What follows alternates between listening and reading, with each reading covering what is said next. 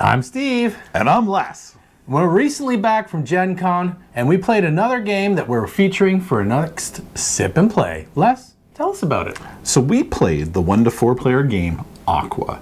Now, Aqua came out earlier this year, and essentially it's a tile drafting game where whenever you line up the colors to make a new hexagon of colors that are all the same, you take a different sea creature and cover that up. And then whenever you get various sea creatures, you get to cover those up with larger sea creatures like whales and octopus, or octopi, if you will, and all of those sorts of things. So it's kind of like a puzzle-esque game where whenever you're taking tiles, you're always planning ahead to think about, okay, I need to get, these types of sea creatures on here. And for the larger sea creatures that you put out, you can't have smaller sea creatures of the same type. So they've got to be different types. And the larger creatures are in different shapes as well. And then there's scoring point multipliers based at the end of the game based on the number of different types of sea creatures you have. And there's multipliers and all this other fun stuff that goes along with that. So that was Aqua. Steve, what did you think of the game? So I like the, so sometimes you you mess up. Sure. Or maybe you do it on purpose and you make coral. So which I kind of like that too, because you were able to multiply and get a little bit more points with that as well. I'm going to be honest, Les, and I was really excited to play this. Well, because it's such a beautiful game. Oh, it looks gorgeous. Like, I won't take that away from it. It looks gorgeous. And it's sea creatures. Who doesn't like sea creatures? But I was a little bit disappointed. Why, Steve? So I like the mechanics of it. However, I think it left me with wanting a little bit more. Ooh, what do you mean? So, like, I like Cascadia, and so it's another animal, like field animals. You got bears and elk and all that kind of things. But I don't know, it just left me with wanting a little bit more from the game. Interesting. So I can see there are definitely similarities with Cascadia. I mean, they're both nature-based. One's on land. And it's shape-based as well. That's right. The same as, hexagons, that's right. And then the other is sea-based. Now, in Cascadia, you get to take a terrain tile and an animal tile, right? So this, you're really just taking the terrain and then getting the animal or the sea creature if you match up your terrain correctly. So I can kind of see how it feels like there is a step missing somewhere, or it's a little bit empty. I, on the other hand, I really did enjoy Aqua. However, it didn't blow me out of the water. It wasn't magical, but it was a fun experience playing it. But I can see how you were a little disappointed in the end result with that. So I'm not saying don't buy it. I liked it enough that I would purchase it. And I liked it enough that it looks gorgeous. It is. It really is a nice game. I have wondered if some of that disappointment from you was because when we went to meet up to play this game, you actually went to the Aquatica booth to play that game. And that game looked phenomenal. We didn't have a chance to play or try it there. We didn't, But when you look at that game, which is gorgeous, and then come to Aqua, it could be maybe a little disappointing visually. It still looked great, but Aquatica is beautiful. And then when we play it, it is Cascadia-esque, but there's less decisions that you're making as you play the game. I still enjoyed it, though. I had fun with it. It's not a must-buy for me, but I still enjoyed it. What whiskey have you chosen to pair with Aqua, though? I'm very, very curious. Okay, so I'm just kind of going down the theme of the animal type of thing, but I'm also going down the how I enjoyed the game, and maybe what my expectation of the game was with the actual playing of it. And again, we only played one game. That's true, right? So we only played it one time. I've only had this whiskey one time, but my expectation for it was high. Okay. Well, let's bring it out. So Amrut, which is a single malt Indian whiskey, so non-malted barley, 100% non-malted barley, maybe like 1% something else in there. Look at the box, right? So it's fancy. I saw the box and I was like, wow, I cannot wait to try this.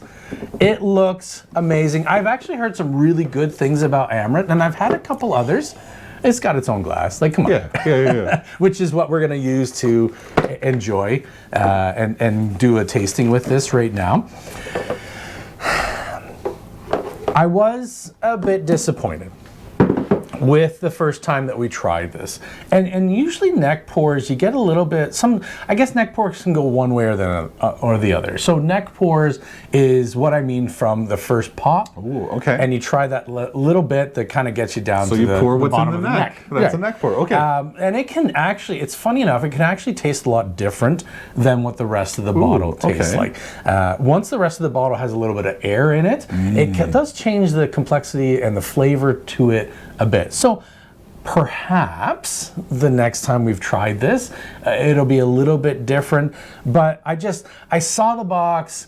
It's got a jaguar on it. It's awesome. It's that panther. And panther. Yeah. So it's a panther. And the box is beautiful. It is beautiful. I expect high things opening up a box of that quality. Exactly. Yeah. So and it is sherry finished, which I like. Everything I try with a sherry finish is usually really, really good. Yeah. I was just a little bit disappointed. I'm not saying it was bad, because I'm not saying Aqua was bad. I think it was a fun game. It was good. I'm just saying that it didn't live up to my expectation. Pop it. And that's kind of how I felt about Aqua. We'll see what the pop sounds like after it's been opened once. Okay, that's all right. Yeah. That's all right. Again, is kind of living up to. Now it does have a nice sherry. I do remember the nose on it is actually quite nice. It's a very narrow mouth, actually. I can see why the pop was mild. Yeah. So that's Amrut. So it smells okay. It's got it does. It's got that sherry, that beautiful sherry nose to it. So the nose is not bad. The nose is really actually quite nice. I can get hints of the sherry in there. And actually this glass is probably perfect for nosing it too. We may love it. Like you said, we might love it, yeah. Again, so you do get a different little bit of a flavor from the neck pour to what the rest of the body is. Shall we go in? Of the bottle is going to taste like. Yeah, let's get in.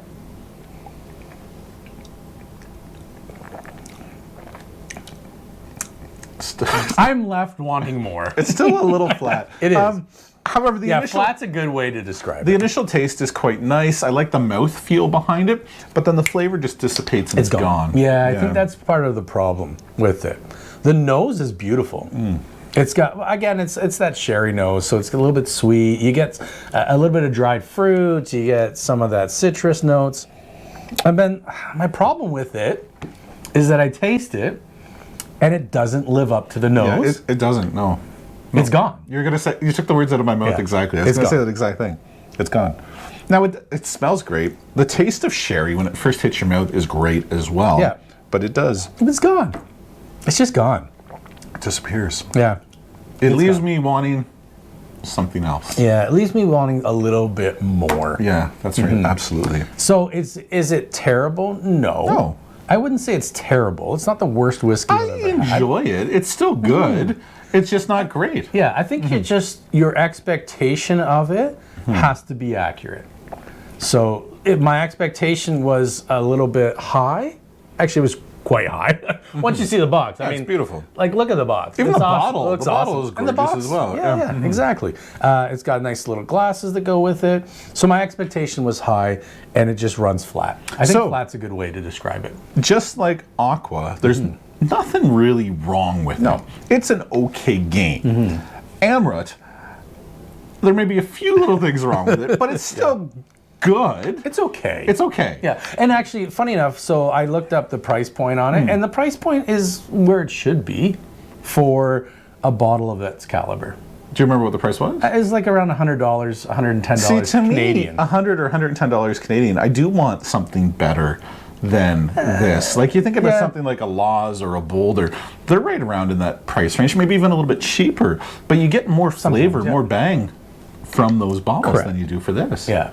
Now, this did include the glasses. Yeah, exactly. It's got the whole gift set. So maybe that was a little bit involved in it. Yeah, so maybe the bottle on its own would be maybe $80, which is not bad. Again, it's kind of seems to me to be in the right price point for what you get.